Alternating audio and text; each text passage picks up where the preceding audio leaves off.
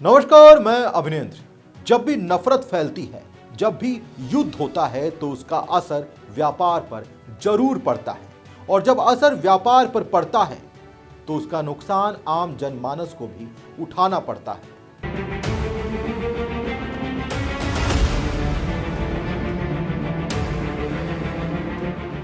जी हां, रूस और यूक्रेन की जंग से निर्यात पहले से प्रभावित था।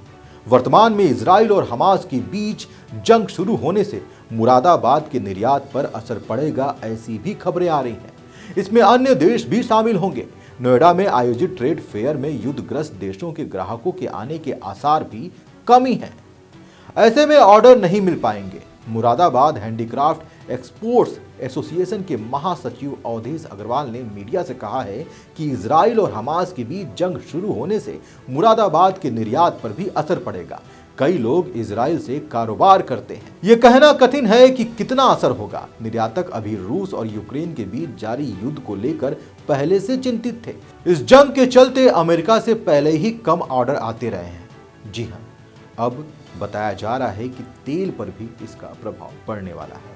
निर्यातक विपिन कुमार शर्मा ने मीडिया से बताया है कि इजराइल और हमास के बीच जारी जंग में अमेरिका ने भी हस्तक्षेप किया है। ईरान और खाड़ी के अन्य देश हमास का समर्थन कर रहे हैं। अमेरिका में अभी मंदी छाई है। अमेरिका से मुरादाबाद का 70% निर्यात है। जंग में अमेरिका के कूटने से मुरादाबाद को निर्यात के ऑर्डर नहीं मिल पाएंगे। भारत ईरान से तेल का निर्यात करता है, जिसकी कीमत में उछाल आ सकता है। निर्यातक विशाल अग्रवाल ने मीडिया से कहा है कि इजराइल के खिलाफ जंग में ईरान और खाड़ी देश प्रत्यक्ष और अप्रत्यक्ष रूप से शामिल हो गए हैं। मुरादाबाद का कारोबार इजराइल और खाड़ी देशों से भी होता है। इस कारण यहाँ के निर्यात पर असर पड़ना स्वाभाविक है। अमेरिका भी इस जंग का हिस्सा बनने जा रहा है। जंग का असर वैश्विक कारोबार पर होगा।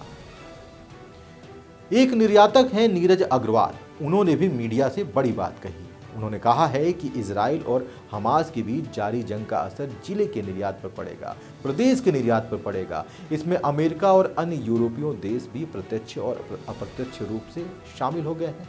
नोएडा में 12 अक्टूबर से फेयर लगने की तैयारी होगी। जंग के चलते संबंधित देशों के ग्राहक नहीं आ पाएंगे।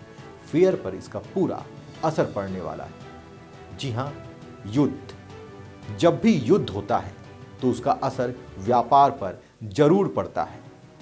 और जब असर व्यापार पर पड़ता है तो आम जनमानस को परेशानियां उठानी ही पड़ती हैं। तो अब एक बार फिर रूस और यूक्रेन के युद्ध के बाद इजराइल और हमास के बीच जो युद्ध जारी है और अलग अलग देशों का जो समर्थन अलग अलग तरीके से इजराइल और हमास को मिल रहा है, तो इसका असर कहीं ना कहीं उत्तर प्रदेश के निर्यात पर पड़ने वाला है। उत्तर प्रदेश के मुरादाबाद में जो स्टील का काम होता है उस पर इसका असर सीधा सीधा पड़ने वाला है।